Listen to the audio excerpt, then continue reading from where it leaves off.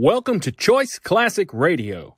Like us on Facebook, subscribe to us on YouTube, and help keep this show alive by donating at choiceclassicradio.com. For more of your favorite old-time radio shows, join us on our companion podcast, Choice Classic Radio Detectives, where we bring to you tales from the greatest detective shows the golden age of radio had to offer. And now, with 946 episodes, broadcast on CBS Radio from 1940 to 1962, we bring to you Suspense.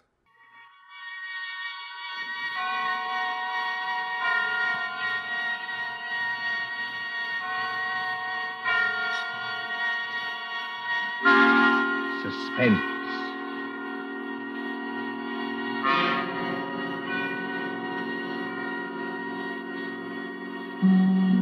Tonight, Columbia brings you as guest stars two deaf players from the movie lots of Hollywood and the stages of Broadway, Miss Alessa Landy and Mr. George Coulouris.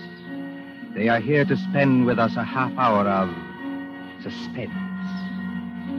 Suspense is compounded of mystery and suspicion and dangerous adventure.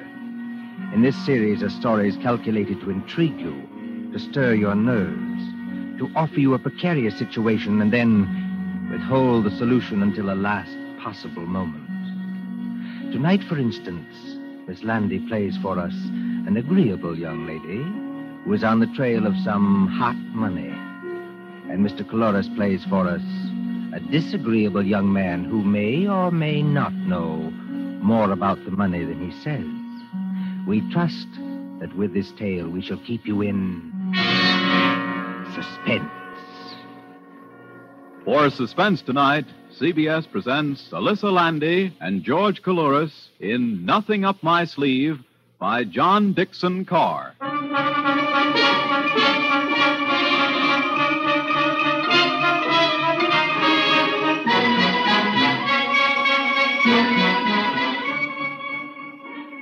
Extra, read all about it. Shark Morgan caught. Extra, read all about it. Shark Morgan caught. It's New Year's Eve, remember? Times Square is celebrating. The fiery lights flash no longer, but the crowds are still the same. Thronging, jostling, singing, drowning out a voice at the street corner when it says, Fatal gun battle at Jamaica. Read all about it. Fatal gun battle at Jamaica. Read all about it. But would that cry perhaps reach as far as a large and sedate country house some 20 miles from New York? Out there, the earth is sealed up with snow. The white pillars of the house rise up high and ghostly against it, showing no outward lights. A lonely house, this mansion in fir woods. Just the place for a murder, I've always said. Wouldn't surprise me either. These Ralphs are a funny lot. And alone in that house tonight, apparently alone, is a man practicing shots in a billiard room, a long and paneled room at the back of the house. Now, look at Mr. Derek Rolfe, as tall and lean and well-tailored as ever. Many people don't like him. He's a little too supercilious, a little too sure of himself, too suggestive of the lifted lip and the glazed eye. There he stands in the billiard room, under the snow-covered skylight, leaning over the green cloth under brilliant lights when...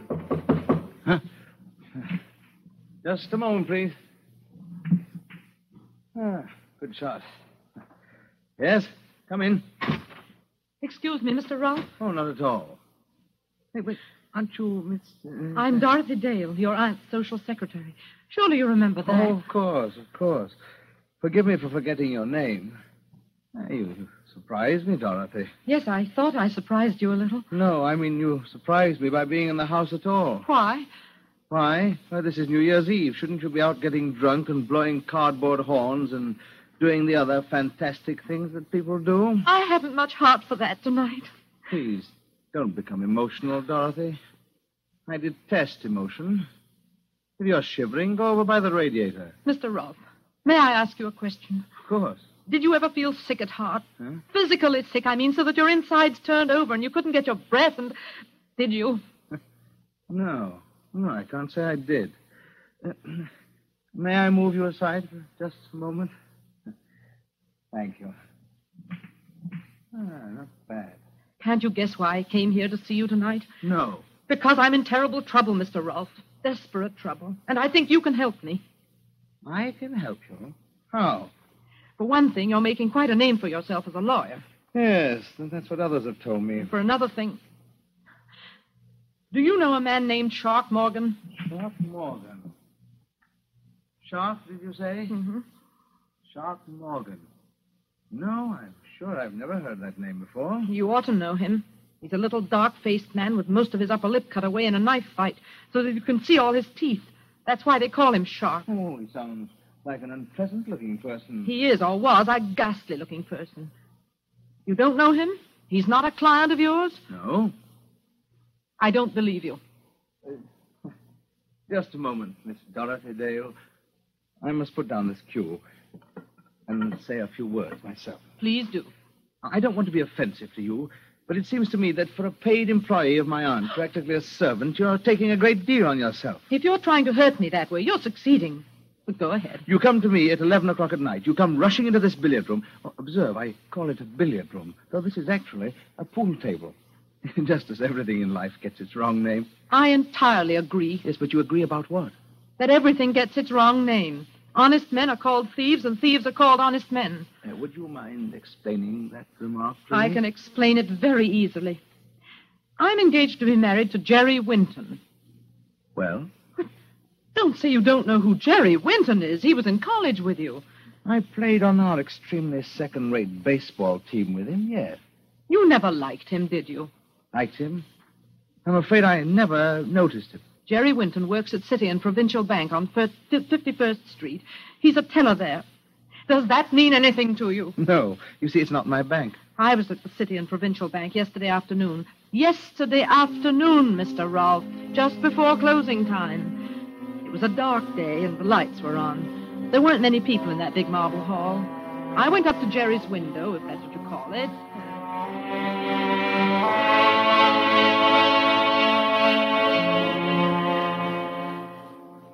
Can you cash a check for $1 million? Hello, Dolly. Hello, Jerry. You glad to see me? I am not pleased to see you here, Dolly. Huh? I'm never pleased to see you here. And why not? Because I can't make love to you. Can you imagine anybody making love in a bank? Oh, we might sneak into the president's office. As a matter of fact, I've dreamed of holding a party in there. But it'll never happen unless I'm fired, which is very likely. Jerry, sometimes I wish you weren't so easygoing. I'm not easygoing with the bank's money, Dolly.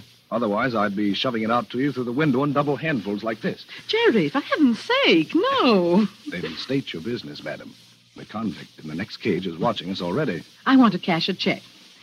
Here it is. $20. That is, if my account can stand it. Yes, I think we can manage that.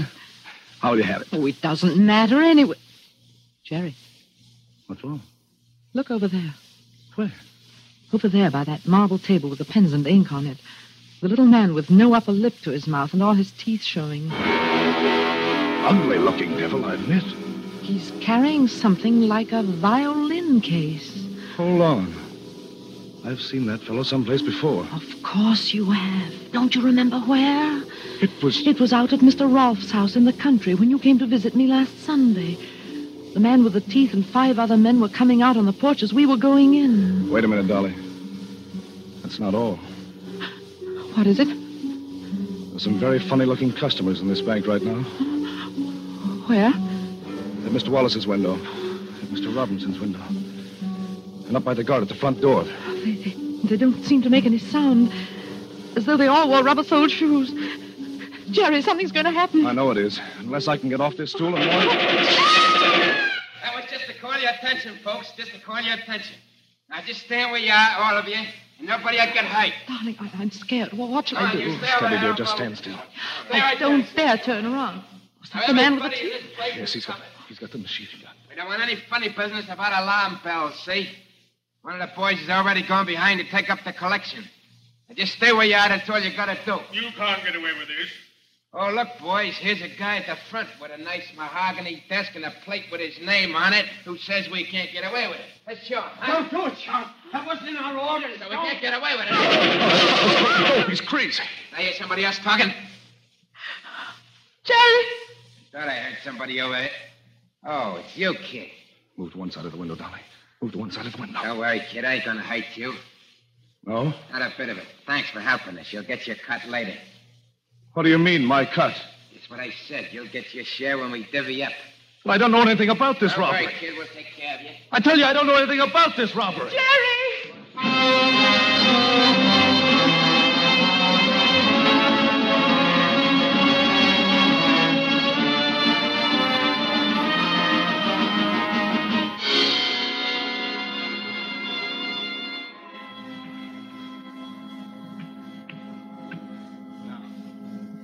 Six ball in the end pocket.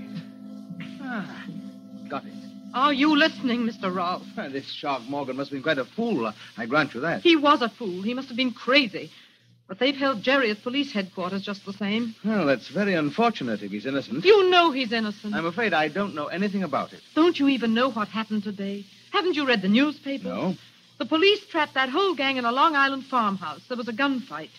Oh, is that so? Oh, no casualties, I hope. You hope? I must tell you again, Dorothy, don't be emotional. I detest emotion. The whole gang were killed, every last one of them, including Shark Morgan. So there's nobody to talk, nobody to tell. But, as you were saying? They didn't find the money. What money? The stolen money. $88,000 taken from that bank, and yet the police can't find a cent of it. Shall I tell you why, Mr. Rolfe? Because it was passed on to somebody else for safekeeping. Oh, passed on to somebody else. That's what I said. Well, perhaps your friend Jerry Winton could tell us where it is. That's what the police think. Oh, can you imagine what he's going through tonight? Oh, it's not a pleasant way to spend New Year's Eve, I admit. Excuse me. But, after all, the late Shark Morgan did accuse Winton. Now, if he isn't guilty, why should Morgan accuse him? Meanness. I don't think I understand. Meanness. The sort of meanness that some people call a sense of humor. Morgan saw Jerry in this house. Oh, be careful, young lady. That's an actionable statement. I've already made it to the police, thanks. Oh, and did they believe you? No. They're a very intelligent crowd down at Center Street. And after all, your story isn't very credible. Why not? Well, Shark Morgan sees your friend Winton. Sees him for perhaps 10 seconds coming out of this house, and then accuses him of complicity in a bank robbery. Now, is that very likely? Yes, very likely. If somebody put him up to it. Again, I don't understand you. Somebody deliberately told Morgan to accuse Jerry and get him into as much trouble as possible. Tell me, Mr. Rolfe, why do you dislike Jerry so much? Now that you mention that fellow, I can recall who he is. Thanks for condescending to. Yes, indeed. Why, he was the man in our class voted most likely to succeed. Now, let's see. Where did you say he is tonight? He's just where you put him. You're trying my patience to the very limit, young woman. And out in a Long Island farmhouse, there are 5 bodies full of bullet holes. 5 men who'll never speak again. And somewhere else, maybe not very far from here, is the man who engineered the whole robbery. Planned it and staged it and got his accomplices killed. My goodness, he must have supernatural powers. No witnesses, nobody to testify. Oh, if I could only find the money. $88,000, I think you said. If I could only find the money and prove who had done it and prove Jerry innocent and just for 1 second get past that devilish smug mask of yours that's driving me. Anything wrong, Dorothy? No. No, nothing at all. You've been following me round and round this table. Have you been looking at something? Only admiring your billiard room, that's all. Oh, you haven't been looking at the suitcase, for instance? Oh, well, a suitcase. Look, over on the bench under the cue rack. The suitcase that contains legal papers. I hadn't even noticed it. Mr. Rolfe? Yes, Dorothy? I'm afraid I've taken up a lot of your time and not done myself any good and made something of a spectacle of myself. Frankly, young woman, you have. Well, if you won't help me, you won't. And that's that. If you don't mind, I'd like to go now. I suppose, my dear, I didn't choose to let you go. But why? Why shouldn't you? What harm can I do? Now, who was it? Was it Meredith who remarked that the last thing to be civilized by man will be woman? I think it was, yes. And, and a slanderous woman can do a great deal of harm. But I haven't done you any harm so far. We're all alone in this house. There's not even a servant here. Now, if I chose to get between you and the door like this... Keep away from me. Oh, I'm not coming near you, Dorothy. I'm merely standing between you and the door. Now, I suppose you realize that I could turn very nasty if I like. What are you going to do? Do? Well, I'm going to open the door for you like this. I'm going to say, God bless you, my child, as befits a New Year's greeting. I'm going to show you out and wish you good night. You... Oh, would you don't mind? Mind? Certainly not. You've got something to hide, haven't you, Mr. Rolfe? No. Nothing, young woman, that I can't hide. Good night.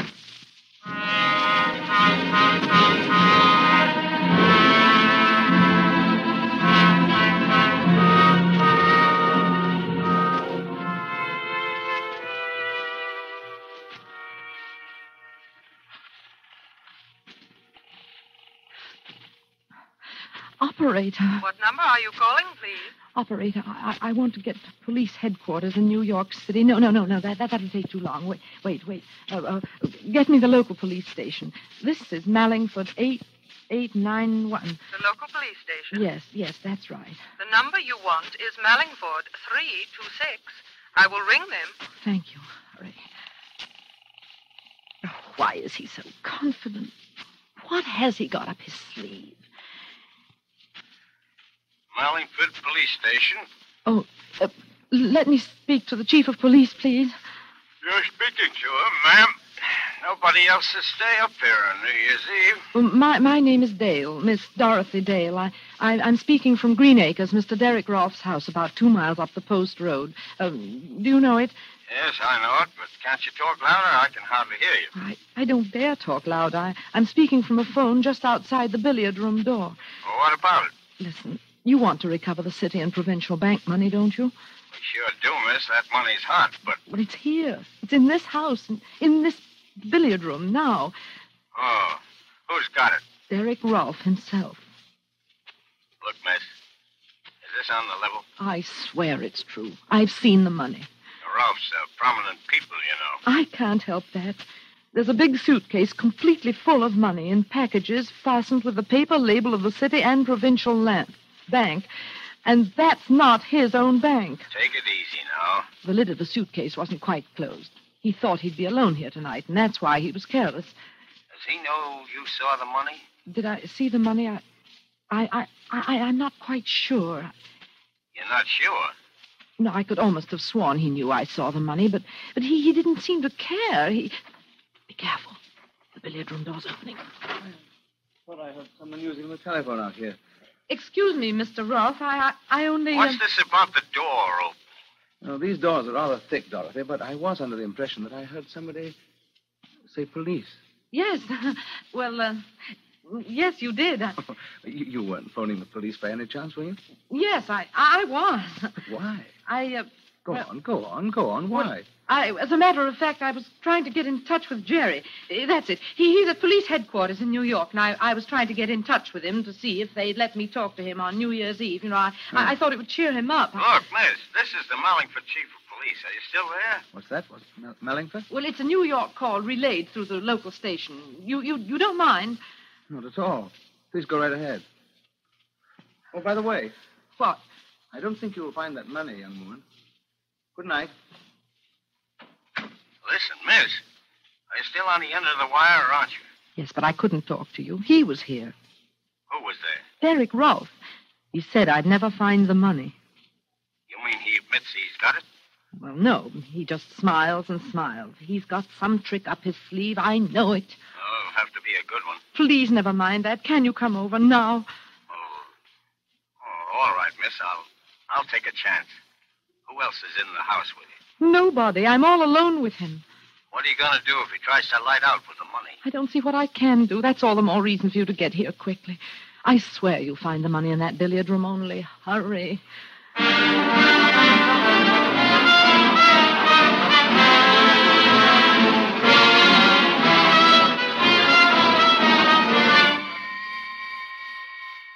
Five minutes.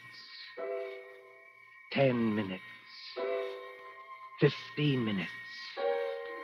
It can seem a very long time to a waiting girl crouching in a cold and dim-lit hallway outside a closed door, hearing only the clicking of billiard balls.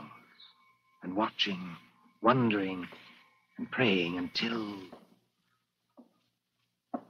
Miss Dale. Miss Dale. This way. Shh. Miss Dale.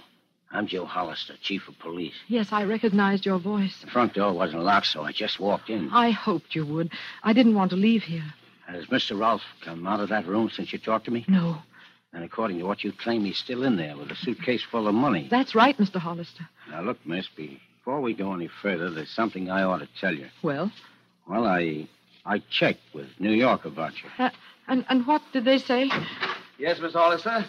And what did they say about her? Mr. I'm Rolfe. rather interested in knowing that myself. So you could hear everything through that door? Of course I could hear everything through the door, including your conversation with our friend, the chief of police. Good evening, Mr. Hollister. Good evening, Mr. Rolfe. This young lady says that... I know what she says. Will you come into the billiard room, please? Both of you? Oh. Thank you. Just what trick are you up to now? Trick? You talk of tricks. Now, just a minute now. Take it easy. What I want to know is where's this suitcase Miss Dale was talking about? There it is. What, you mean that empty suitcase on the bench beside you? Empty suitcase? Yes, that's what I said. It wasn't empty when I left this room. Chief, do you mind seeing for yourself? Well, it isn't empty. It's empty now, miss. Hollister, it would gratify me to clear this matter up here and now. It'll gratify me, too. I'm tired of this slanderous nonsense, and I mean to end it. This young woman told you that I had, what was it? Some $88,000 in this room only a few minutes ago. I still say you had. Curb your temper, please, while I ask you some straight questions. Can you do that? You better answer him, miss. All right, I'll try. Did I or did I not leave the billiard room at any time? No, you didn't. Good. Well, there's only one door and no window. Only a skylight covered with snow. So I didn't leave that way, did I? No, I suppose you didn't. Therefore, unless you're lying, the money must still be in this room. Yes. Then where is it? I don't know. You must have hidden it someplace. Where? I'm afraid Mr. Rolfe's right, miss. Take a look around you. One pool table. Comes apart so you can examine it. One radio. Go on, examine that, too. One overhead light, one standing lamp, one bare bench, one rack of cues, one rack of pool balls. Now, that's everything. Now, can you tell me where I could hide enough money to fill a suitcase? No, I can't. It's impossible, miss. The stuff's not here. It must be here. It's either here or else... Or else what? Or else it vanished. Oh, Mr. Hollister, haven't we had quite enough of this? Yes, I guess we have. Now, look here, Miss Dale. I like the way you talked, and I thought you were talking straight. Will you just tell me why you tried to string me along like that? You know, I think I can tell you, Chief Hollister. I wasn't exactly asking you, Mr. Rolfe, but... Well, go ahead. You know, perhaps, that she's engaged to a man who's mixed up in the city and provincial robbery. He was not. It was neither a very clever nor a very far-sighted attempt. I'm inclined to think that she'll not have a job when my aunt returns. But as I say, it was a case of any old attempt to shield Jerry Winton. Did somebody mention my name? Jerry! Oh, Jerry. Kid, steady. I'm alive. I'm not a ghost. You needn't dive at me like But that. how did you get here? How did you get away? I was trying to tell you, miss, when our host butted in. The DA is convinced your young man had nothing to do with this. That's right, Dolly. And I thought I'd better come out and take you back to New York with me. I was never so glad to see anybody in my life. Put your arms around me. Dolly. I don't suppose you'd mind if I picked up this cue and went on practicing. Let's try the 8-ball all the way down the table. Come on, Dolly. It'll be New Year's in a few minutes. There's nothing to worry about. There is something to worry about. He's got the money, the whole $88,000. I know it. I'm sure of it. Only we can't find it. It's hidden somewhere in this room. As I said before, haven't we had just about enough of this? The chief of police there won't believe me, but it's true. I've heard a lot about that money myself. I'll bet you have, son. It's been nothing but hot money, hot money, hot money, and where is it, where is it, where is it, until I thought I was going off my nut. If I could prove Derek Rolfe had anything to do with this, I'd... Dolly, what's the matter? Mr. Hollister, Yes, miss? I think I know now where he's hidden the money. Well, that was a bad shot, Mr. Rolfe. You've made the white ball jump clear off the table. Well, there are plenty of others on the table. I tell you, I know where he's hidden it. Is it in this room? Yes. But where? In the pool table? In the radio? In some secret panel? No. You'd better speak up, Dolly. Has it ever struck you, any of you, that there is such a thing as an invisible piece of furniture? An invisible piece of furniture? You mean we can't see it? No, it's in plain sight. It's smack in front of your eyes. But nobody ever sees it. You can't see it now. We may not understand you, Dolly, but by George, Derek Rolfe does. Look at his face. Yes. I'm looking at it. What's the matter with all of you? Please don't become emotional, Mr. Rolfe. I detest emotion. Miss, there's a reward of $10,000 for the recovery of that money. If you know where it is, tell us. There's nothing easier. It's... Before that young woman says something she may regret, please listen to me. You've got him, Dolly. I don't know how or why, but you've got him. Go on, Mr. Ralph. Tell me, Winton, you and I used to play on the same baseball team, didn't we? That's right. What about it? What did I play on that team? You were the pitcher. Why? Was I good? You're the best control and the best fast one I ever... Wait a minute. Why are you picking up that pool ball? What are you going to do? Take it easy, Mr. Ralph. You three are across the room from me. I have a number of rather dangerous objects on the table here, and I'll split that girl's skull if she says another word. Don't be a blasted fool. You think I can't do it? Well, does that convince you I haven't lost my pitching arm? You didn't even get a chance to raise that gun. No, you don't. Don't try to pick it up. Instead, it lie down on the floor. Get behind me, Dolly. You stay where you are. Move a step off first base and... Maybe you'd better listen to him, Miss Dale. Well, what are you going to do, Ralph? You can't keep us here forever. I don't propose to keep you there forever. I'm not so enamored of your company. Now, what's the game? Well, I'll make a bargain with you. Well? My car's outside with a little more gas than the state allows. Give me 1 clear hour to get away. Well, what do you say? I'm a cop, Mr. Ralph. I can't make any bargains with you. No? No, and I'm coming over there after you. And you'll compel me to start throwing. Down, Dolly, down under the table. Oh, you missed that one, Mr. Ralph. I'll not miss with this one. It's a shame to bust that fuel rack, Mr. Ralph, but I'm still coming for you. You've lost your control, old son. You're done for. I tried this. That was the wildest pitch yet. Dolly, look. Don't get up, but look. What is it? The radiator, the steam radiator. It's knocked the whole thing sideways. Did you ever see that happen to a radiator before? Of course not, because it's a dummy radiator. Dummy radiator? Yeah, I got you, Ralph. I'm not too old to handle a bird like you. You haven't even got a search warrant. I'll take a chance. Well, what was that about? A dummy radiator? Yes. Look here. It's got a little oil burner inside to make it give out heat. Yeah? And there are hinges at the back to form a lot of compartments where you can hide as much money as you like. I saw the hinges when he told me to go over to the radiator, but I didn't guess what they meant. It's really a safe that never attracts attention because nobody ever notices it. And the stuff's here, all right. There, Mr. Hollister. That's what I saw in the suitcase. I told you there was a $10,000 reward for that, miss. Oh, did you hear that? Turn on the radio, Jerry. Go on, turn it on. Welcome in the new year. Didn't you tell me, all of you, that the money was hot?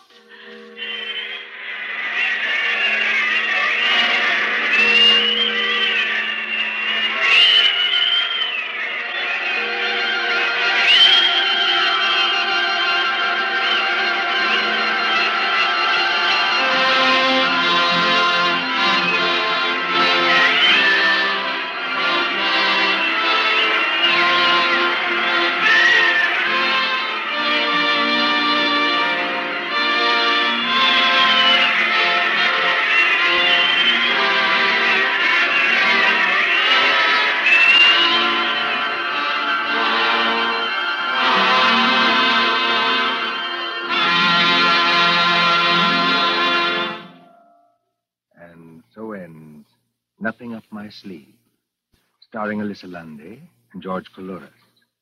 Tonight's story of Suspense. Columbia presents these tales of mystery and intrigue and dangerous adventure for your relaxation and enjoyment. Next Tuesday, there'll be another in this series. Same hour, 9:30 Eastern Wartime.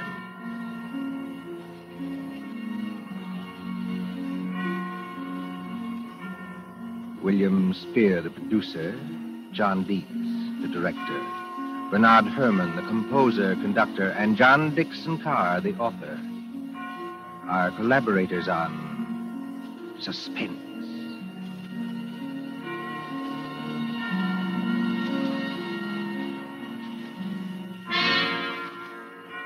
This is the Columbia Broadcasting System.